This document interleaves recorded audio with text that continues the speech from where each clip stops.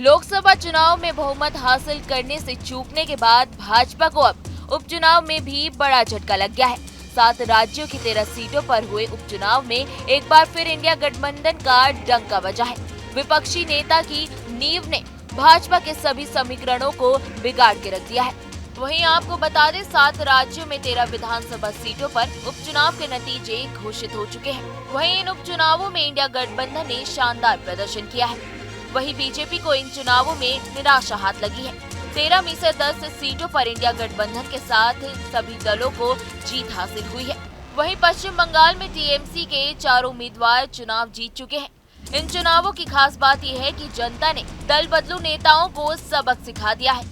अब हम ऐसा क्यों कह रहे हैं, आइए चलिए जानते हैं। इनमें सबसे अधिक नुकसान बीजेपी को हुआ है।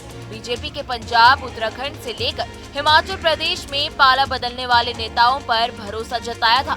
जानते हैं इस चुनाव में दल बदलू नेताओं का क्या हाल हुआ है। उत्तराखंड में हुए उपचुनाव में बीजेपी को बड़ा झटका लगा है।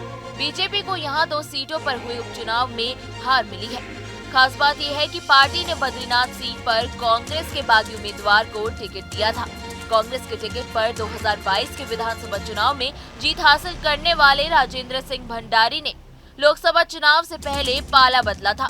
ऐसे में उपचुनाव में बीजेपी ने भंडारी पर ही भरोसा जताया। ऐसे में बीजेपी की कांग्रेस को तोड़कर कमर खिलाने की रणनीति कारगर साबित नहीं हुई। पंजाब में बीजेपी का दल बदलू नेता को टिकट देने का दाव काम नहीं आया।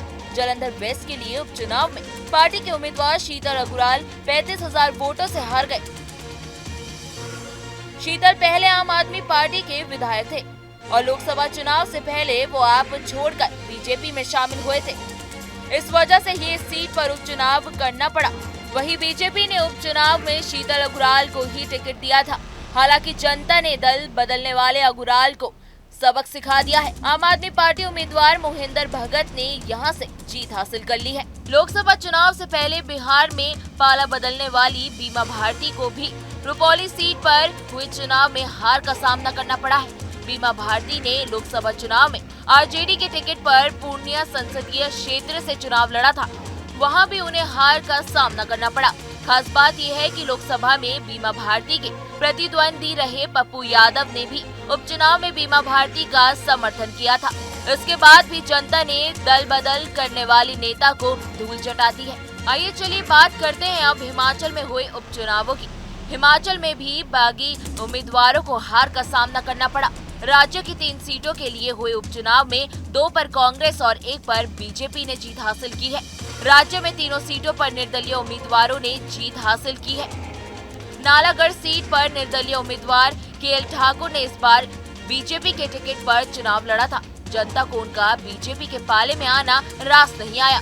ठाकुर को कांग्रेस उम्मीदवार हरदीप बाबा ने 9,000 से ज्यादा वोटों से हरा दिया है। वहीं राज्य की देहरा सीट पर भी निर्दलीय विधायक का पाला बदलकर बीजेपी में आना रास नहीं आया। यहां से होशियार सिंह को सीएम सुखविंदर सिंह सुक्खू की पत्नी के हाथों हार का सामना करना पड़ा। फिलहाल इस वीडियो में इतना ही। देश दुनिया की तमाम बड़ी खबरों के लिए आप हमारे साथ बने रहिए, देखते रहिए न्यूज स्टेट।